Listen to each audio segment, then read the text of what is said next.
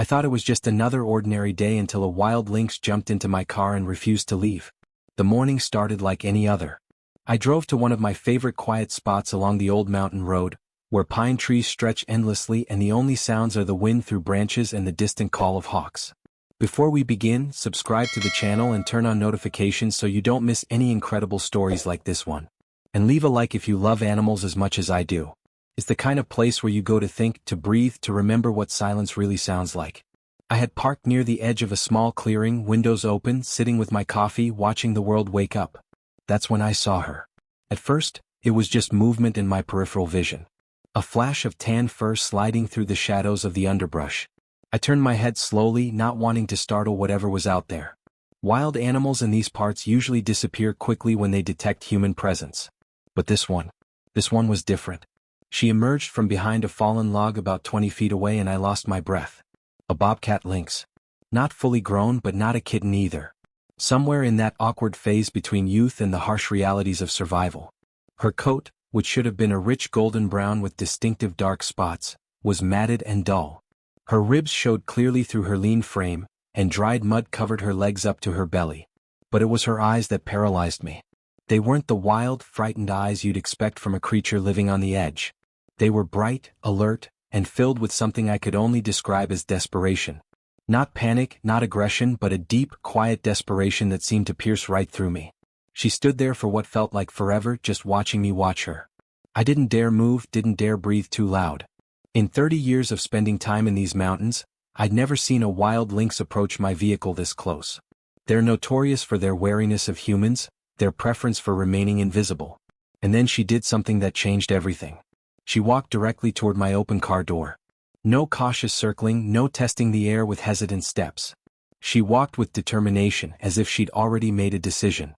My heart raced as she approached the driver's side where I sat, coffee cup frozen halfway to my lips. 10 feet away. 5 feet. 3 feet. And then in one fluid leap she was inside my car. She landed on the passenger seat with surprising grace. She turned in a tight circle, like a house cat choosing her favorite spot, and simply settled down, curled with her tail wrapped around her thin body. She rested her head on her paws and looked at me as if to say, "What now?" I sat there completely motionless, my mind racing through every possible reaction. Should I push her out? Should I try to slowly drive away? Should I call someone? Who exactly do you call in this situation? My cell phone had no signal. There was no signal out here in this remote stretch of wilderness. But as I watched her, something shifted in my chest. She wasn't threatening. She didn't even seem particularly alert. Instead she looked tired. Bone-weary tired. Soul-exhausted tired. The kind of exhaustion that comes from fighting too many battles alone. She made a small sound, almost a purr, almost a sigh, and adjusted her position slightly, becoming more comfortable on the worn fabric of the passenger seat. Her eyes slowly closed, and for the first time since she appeared, her body seemed to truly relax. It was in that moment I realized she had chosen me. Not just chosen my car as a convenient resting spot. Not just satisfied her curiosity about humans.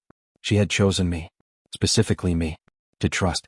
In a world where every day was a struggle for survival, where every human scent meant potential danger. She looked at me and decided I was safe.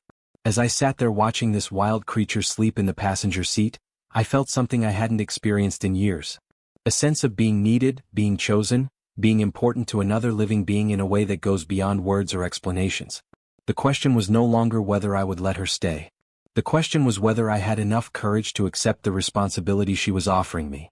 The drive back home became the longest 23 minutes of my life.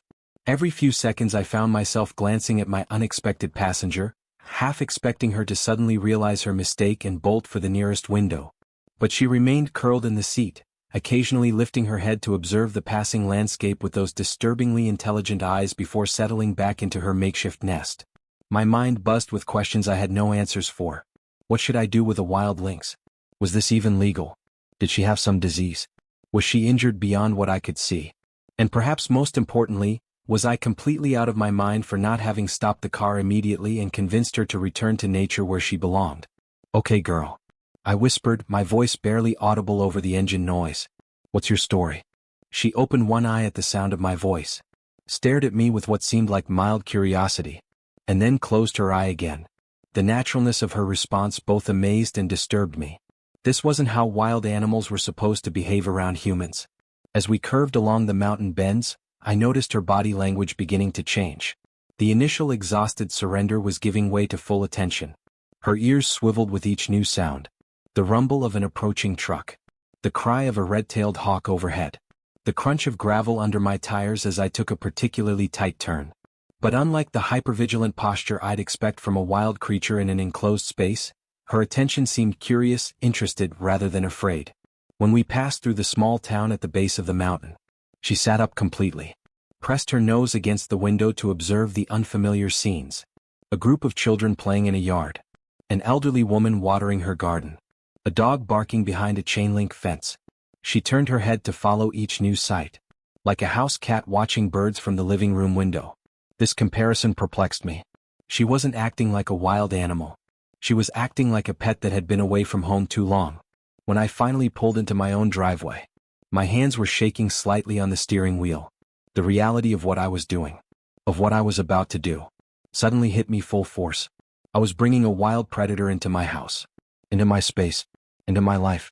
I sat in the car for a long moment after turning off the engine, both of us silent in the sudden stillness.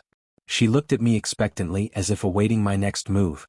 The trust in that look was almost overwhelming. "I don't know what I'm doing," I admitted to her softly. "I hope you know that." Her response was to stand up, stretch with the fluid grace only cats possess, and move closer to me. Not aggressively, not demandingly, but with the patient confidence of someone who knows they're welcome. She settled into the space between the seats, so close I could feel the heat radiating from her thin body. That's when I got a better sense of her condition. With the better lighting of my driveway, I could see that her matted fur wasn't just dirty. It showed signs of weeks, perhaps months, of hard living. There were small scars on her shoulders. The kind of marks that betrayed territorial disputes or narrow escapes from larger predators. Her hip bones protruded sharply. And when she shifted position, I glimpsed what appeared to be an old wound on her left hind paw. Already healed but still visible with fur growing in a different pattern. She had been through something. Something that left her alone, struggling, and desperate enough to trust a complete stranger. "Okay," I said, more to myself than to her. "Let's see what happens." I opened my door slowly, half expecting her to flee as soon as the escape route was clear.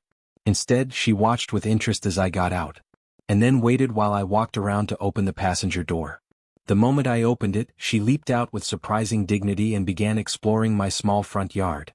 But she didn't wander far. Every few steps she looked back, as if checking whether I was still there. When I started walking toward my front door, she followed me, keeping a distance of about 6 feet. Close enough to keep me in sight. Far enough to run if necessary. My house isn't anything fancy. A small cabin with a wraparound porch and large windows overlooking the forest. It had always felt like a sanctuary to me. A place where the outside world couldn't interfere. Now, watching this wild creature investigate my porch with careful, methodical steps, it felt like something completely different. A beginning. She spent considerable time examining the entrance steps, sniffing each board thoroughly before proceeding to the next. When she reached the top, she sat and looked at me, still standing by my car, as if asking permission to continue. "Okay," I heard myself say. "You can look around." What happened next surprised me more than anything that had come before.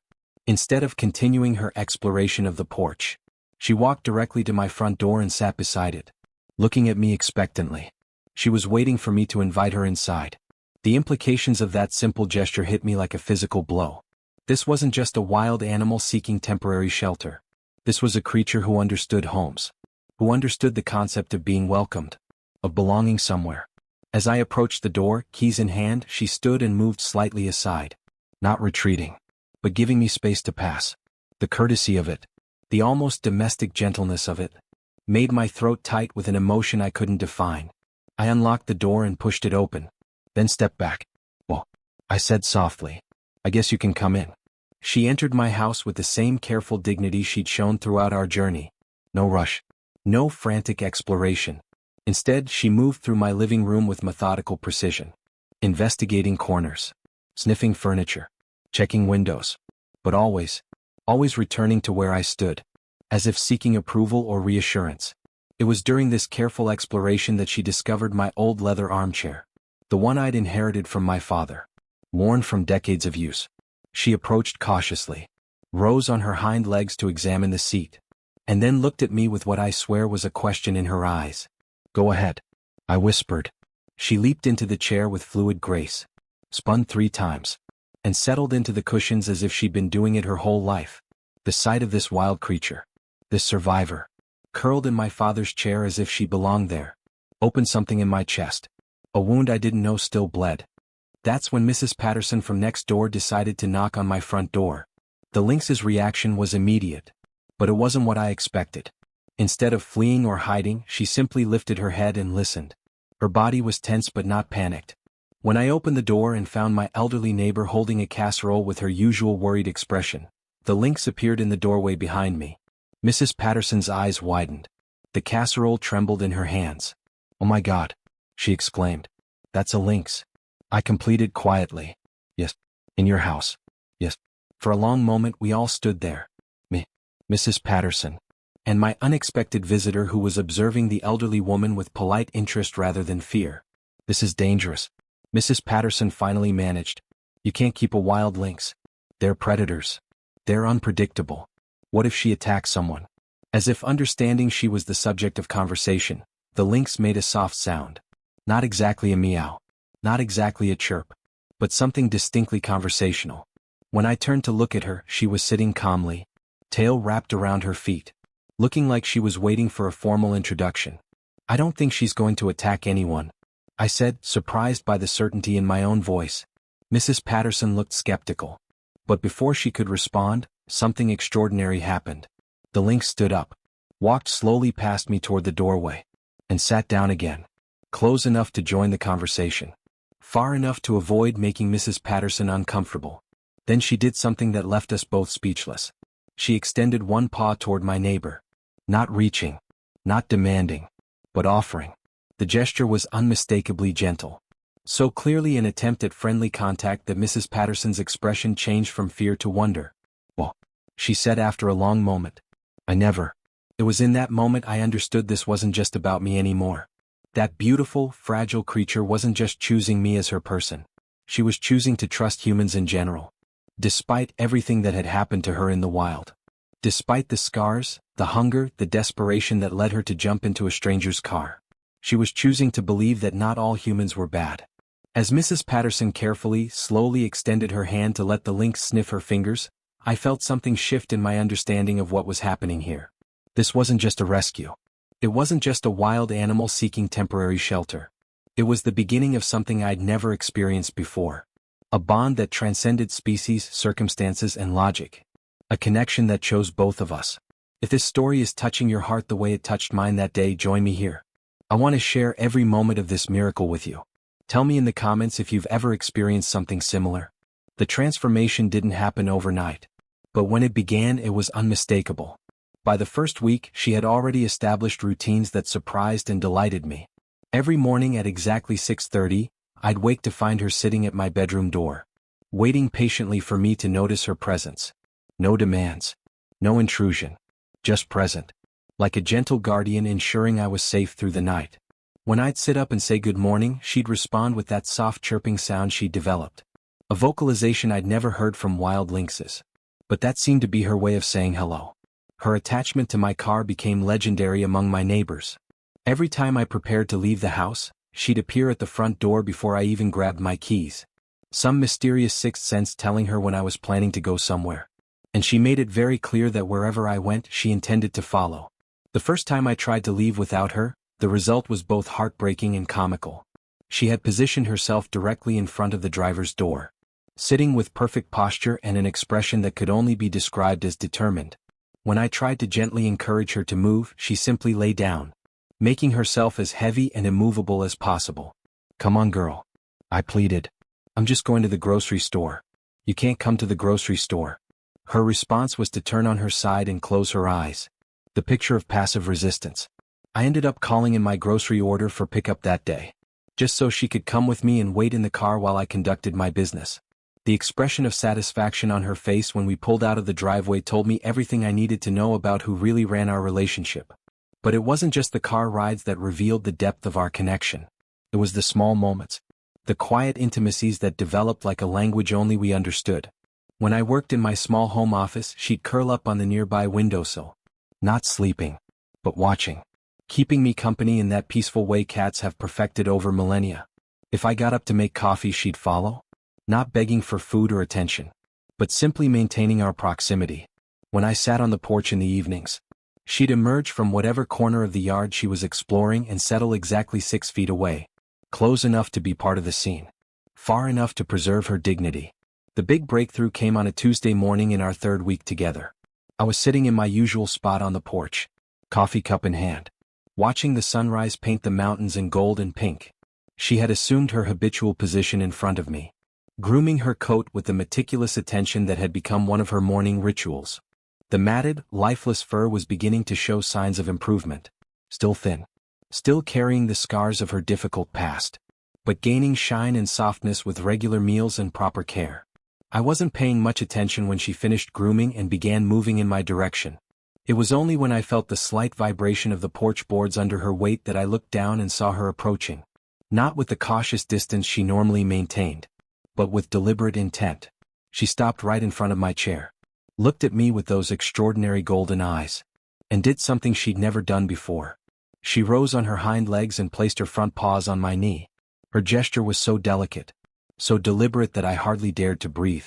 We stayed like that for a long moment, her looking up at me looking down at her, both seeming to understand that something important was happening.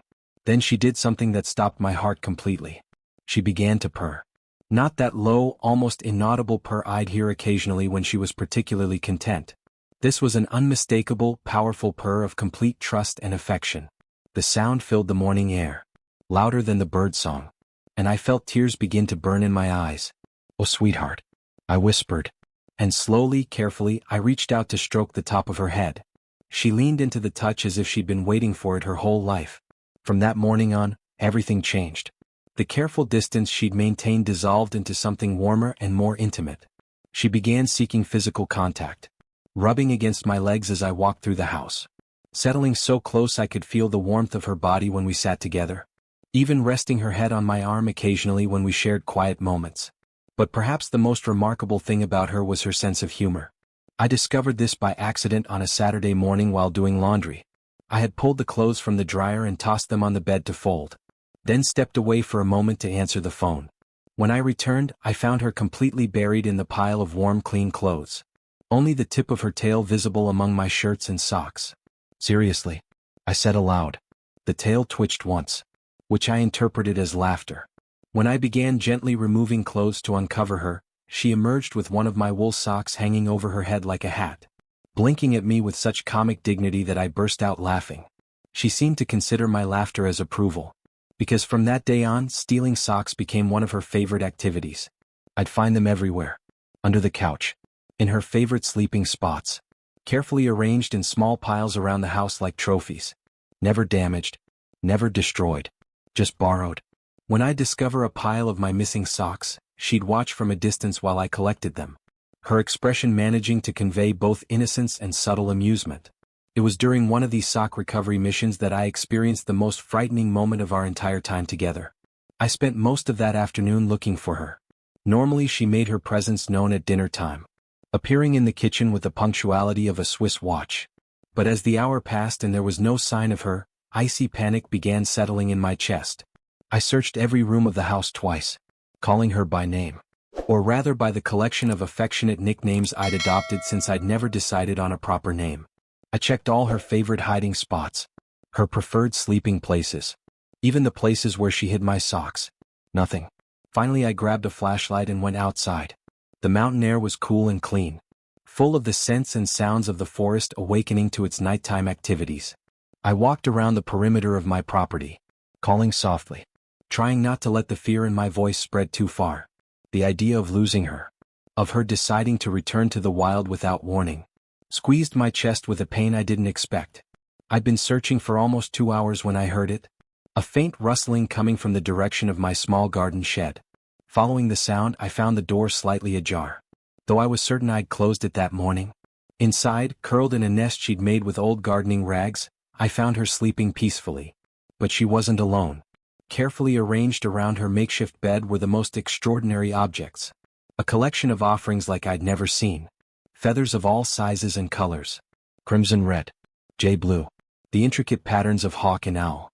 Smooth stones rounded by mountain stream water. Interesting pieces of bark. Twisted roots. Even some wildflowers that were still fresh enough to hold their color. She had gone out to collect gifts. The realization hit like a punch to the stomach. She hadn't disappeared. She hadn't abandoned me. She was busy gathering a collection of treasures. The same way cats throughout history have brought offerings to their beloved humans. When the beam of my flashlight woke her, she didn't startle or flee. Instead, she stretched languidly, looked at her carefully organized collection with evident pride, and then looked at me as if saying, "Do you like what I brought you?" I knelt beside her makeshift nest, my throat too tight to speak. One by one I examined each gift she'd gathered. The perfectly spiraled shell of a snail. A piece of quartz that caught the flashlight beam and projected rainbows. A single yellow heart-shaped leaf. "They're beautiful," I managed to whisper. "All of them." She purred and stood, walking carefully between her treasures to reach me. When she was close enough, she did something that left me completely breathless. She extended one paw and gently touched my face. The pads of her paw soft and warm against my cheek. The gesture was so human, so full of genuine affection that I understood with perfect clarity what she was trying to tell me. She wasn't just visiting. She wasn't just seeking temporary shelter or easy meals. She was asking me to be her human permanently. Completely. With all the responsibility and commitment that relationship implied. In the soft glow of the flashlight, surrounded by the gifts she'd chosen especially for me, I made a decision I knew would change the rest of my life. "Yes," I whispered to her. To the night. To whatever force had brought us together. "Yes, I'll be your person." The purr that followed was so deep, so full of contentment that it seemed to vibrate through the very foundations of the shed. We sat there together, among her treasures, until dawn. And I knew that whatever came next, we'd face it together.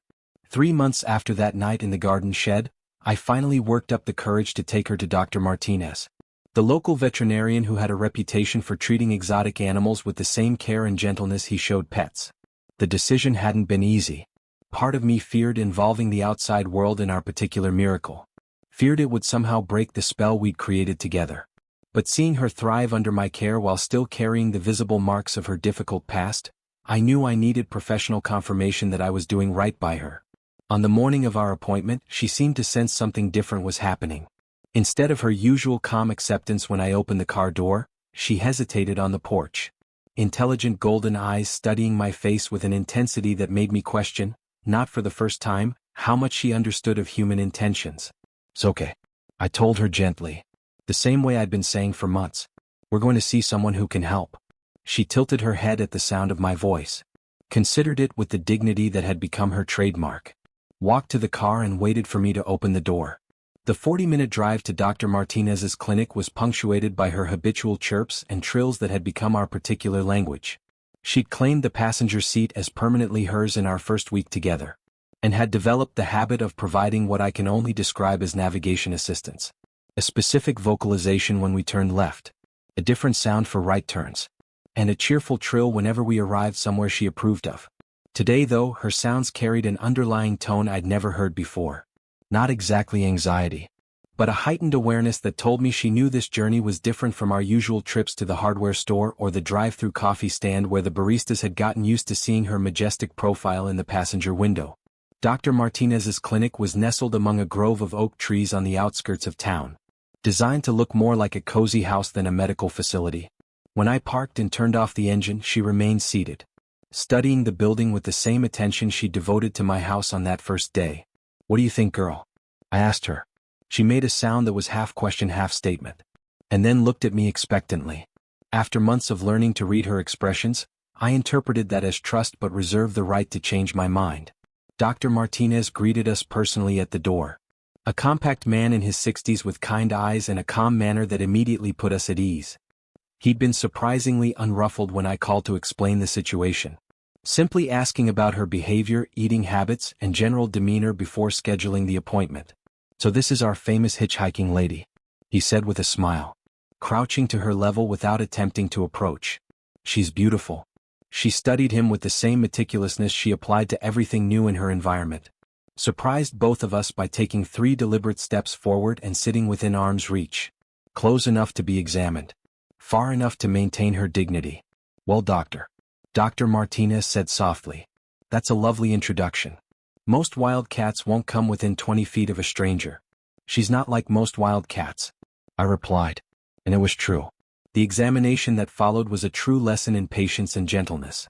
Dr. Martinez moved with deliberate slowness, speaking to her in low tones and allowing her to examine his hands and instruments before proceeding with each step of the exam. She submitted to the process with remarkable serenity, growing tense when he examined the old wound on her hind paw and the collection of small scars along her shoulders. "She's been through something," he said quietly, his gentle hands as he palpated her ribs. "These scars are from territorial disputes, probably with larger cats or possibly dogs.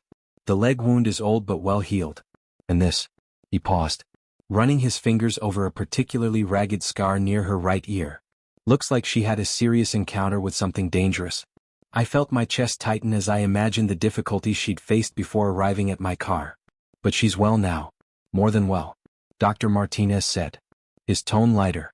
"She's actually in remarkable physical condition considering her history. Her weight has improved significantly. I imagine she was quite malnourished when you found her." "She was skin and bones," I confirmed. "Well, she has a beautiful body now. Her coat is healthy. Muscle tone is good. And the behavior." He interrupted his examination to meet her steady gaze. "Her behavior suggests a cat who found exactly what she was looking for. During the blood tests and final checks, something extraordinary happened."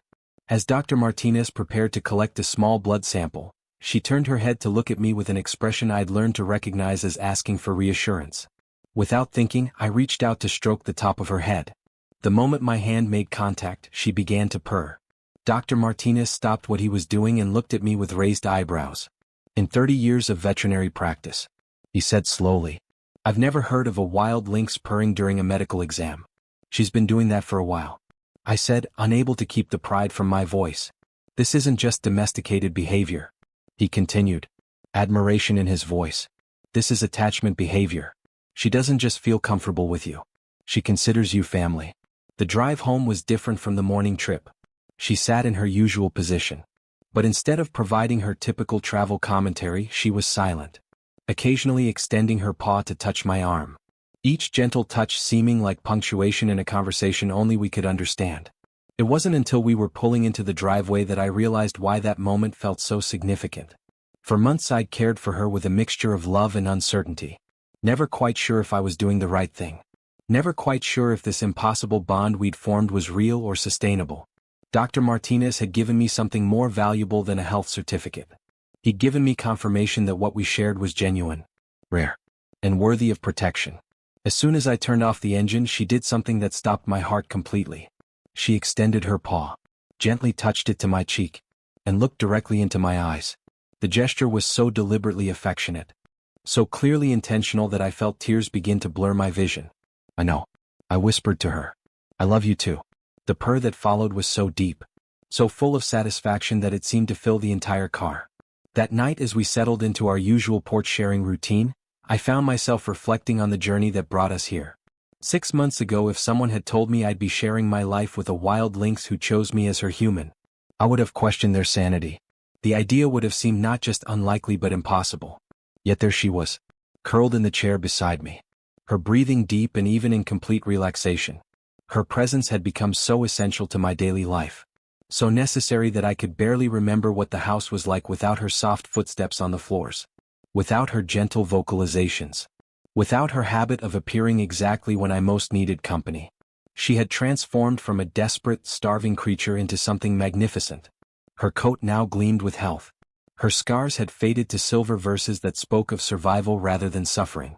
And her eyes revealed a serenity I'd never seen in any wild animal. But the transformation wasn't just hers. By caring for her, by learning to interpret her needs and moods, by opening my house and my heart to this extraordinary creature, I discovered parts of myself I'd forgotten existed.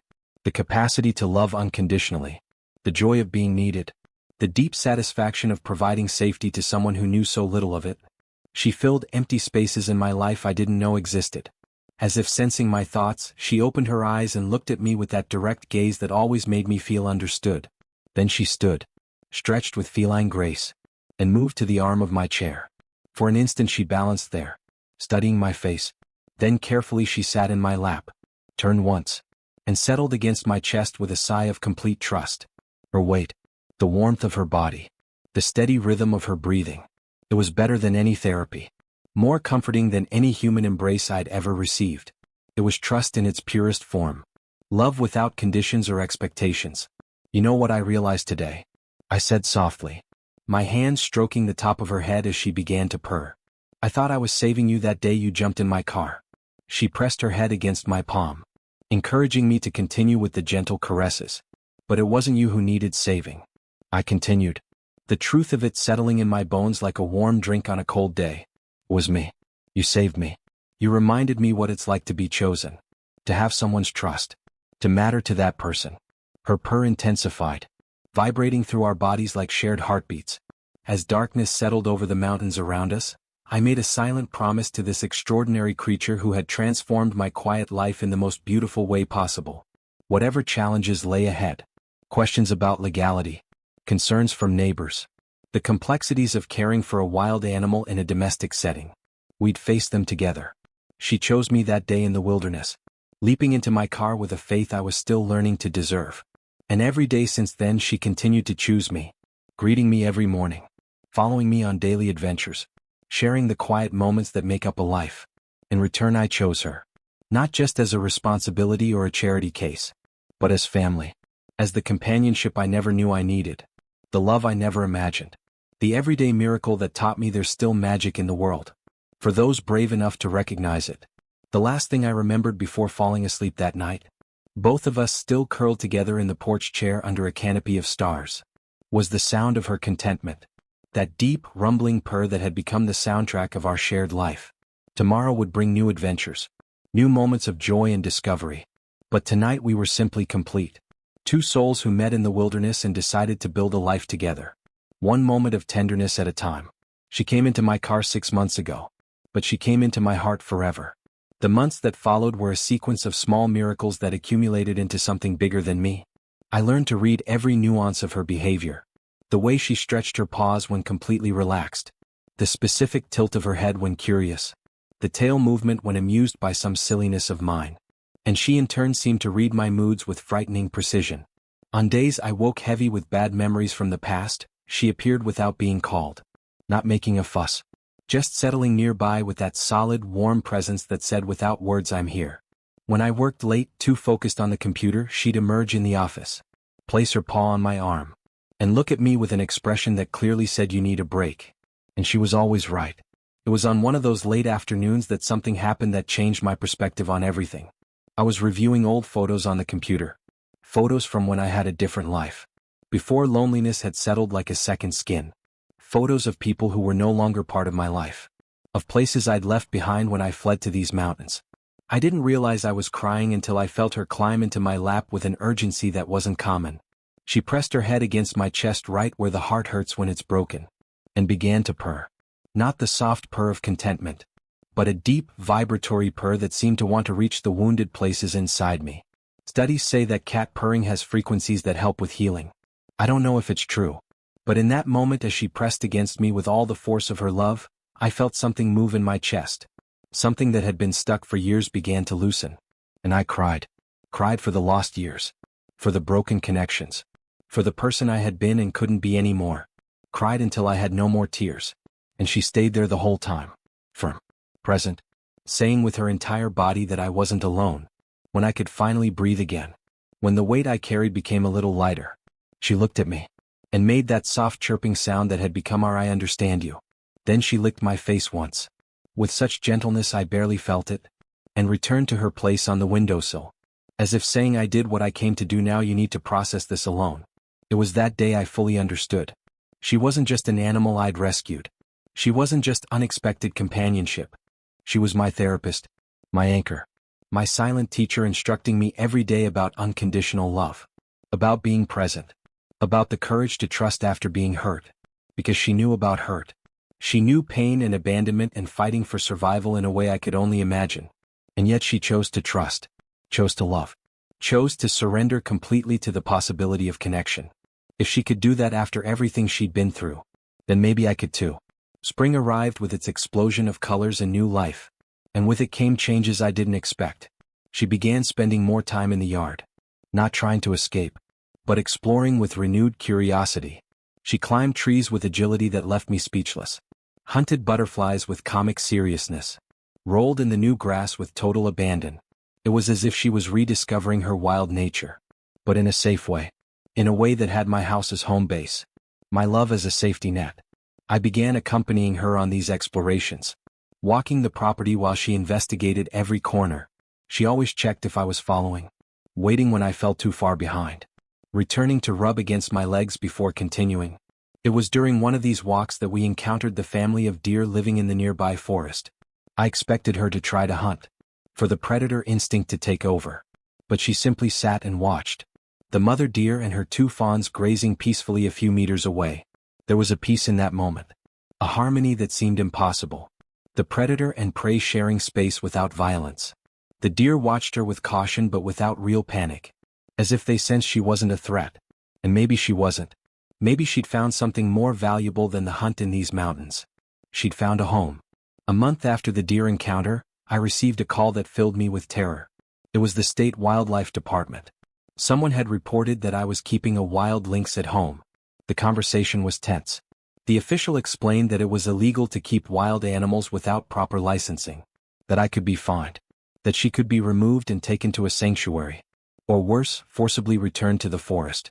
I tried to explain the situation. How she had come of her own free will. How she thrived under my care. How our bond was different from anything any manual could predict. But bureaucracies don't care about miracles. They scheduled a visit for the following week. An inspector would come to assess the situation. That night I couldn't sleep. I stayed on the porch long past midnight looking at the stars. Feeling a fear I hadn't felt since those first days alone in the mountains. The idea of losing her. Of having to watch her be taken away. Was unbearable.